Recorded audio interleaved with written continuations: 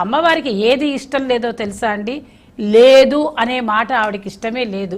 అసలు చెవులో పడనివ్వదు, అస్సలు అననే అనకూడదు. ఇంట్లో ఎప్పుడు ఎవరు కూడా లేదు లేమి పొడసూపకుండా ఉండేదే లక్ష్మీదేవి ఆ ఇంట్లో ఉంటుంది.